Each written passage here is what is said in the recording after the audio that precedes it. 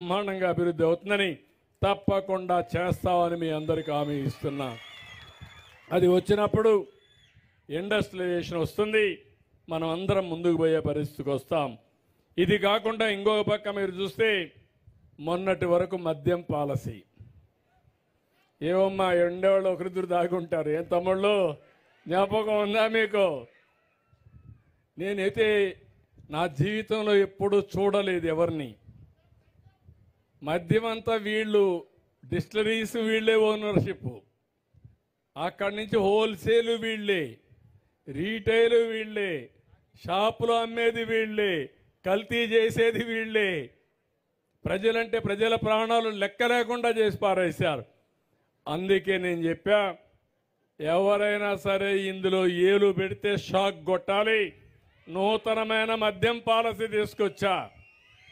అదే సమయంలో ఆ మద్యం పాలసీలో బీసీలకు రిజర్వేషన్లు పెట్టాలని, ఎవరైతే శెట్టి బలిజ ఈడిగా అదే మరిగా మిగిలిన గౌడ వీళ్ళందరి కోసం 10% షాపుల్లో రిజర్వేషన్లు పెట్టిన పార్టీ తెలుగుదేశం కూటమి ప్రభుత్వం అని చెప్పి కూడా నేను మీకు తెలియజేస్తున్నా. ఇంకొక 10 రోజుల్లో కొత్త పాలసీ వస్తుంది.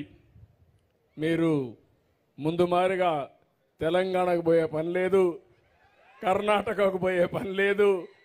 నేను ఎప్పుడూ చెప్పేవాడిని, మీరు మోటార్ బైక్ వేసుకొని మొత్తం అక్కడికి వెళ్ళి మోటార్ బైక్ పెట్రోల్ కొట్టుకొని మీరు కూడా ఫుల్గా లోడ్ చేసుకొని వచ్చేవాళ్ళు. ఇప్పుడు ఆ కష్టాలు లేవు, అవి కూడా తొలగిపోయినాయి.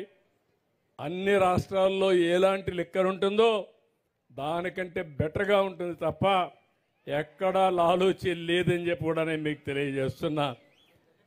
పేదవాళ్ళందరినీ గెజెట్ ఈరోజు ఇచ్చారు. పేదవాళ్ళని నేను చూశాను. పేదవాళ్ళని ఆర్థికంగా దెబ్బతీసే విధంగా రేట్లు కూడా విపరీతంగా పెంచేశాడు. అందుకే నేను చెప్పాను, క్వార్టర్ బాటిల్ 99 రూపాయలు పెట్టమని చెప్పి ఆదేశాలు ఇచ్చాను. కనీసం తాగే అలవాటు ఉంది, కానీ డబ్బులంతా దానికి తగలేస్తే కడాన పిల్లలు చదివించాలన్నా ఇంట్లో ఖర్చులు కూడా డబ్బులు ఇచ్చే పరిస్థితుల్లో లేరు.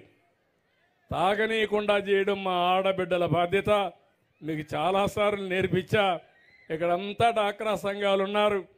నేను డాక్రా సంఘాలు మీటింగ్లు పెట్టి చెప్పేవాడిని, భర్త